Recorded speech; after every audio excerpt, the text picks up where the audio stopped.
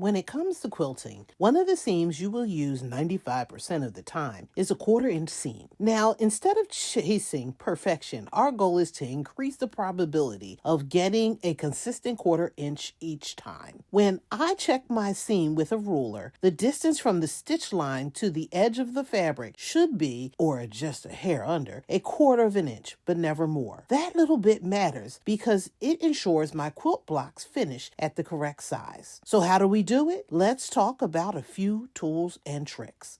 First up, the 1/4 inch foot. You'll know that it's a true one because the distance from the needle hole to the edge is exactly a 1/4 inch. The great thing about this foot is that your fabric rides right along the edge while you stitch, helping you to stay consistent. Some 1/4 inch feet look like this with a guide. Others are solid metal, but they all serve the same purpose. What if you don't have a 1/4 inch foot? No problem. You can still use your regular sewing foot. However, unless your needle can move far enough to the side, lining up fabric with a regular foot doesn't automatically guarantee a 1/4 inch. That's where the machine guides come in. One of my favorite tips is to use painter's tape. Don't use masking tape. Masking tape leaves a residue, dries out over time, and causes fabric to stick, which means constant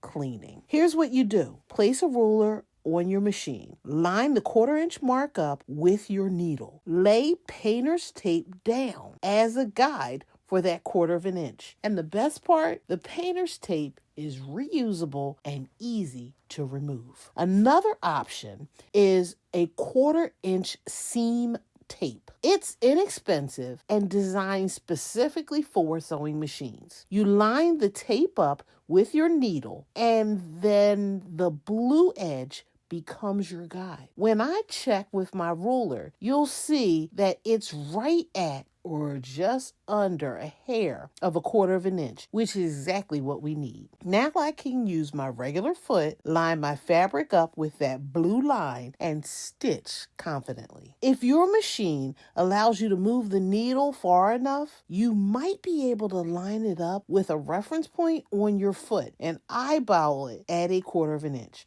Personally, I prefer exact over close enough. That's why I stick with the 1/4 inch foot, the painter's tape, or a 1/4 inch seam tape. But the bottom line is you have options. You can do any one of these methods. Just choose the one that works best for you.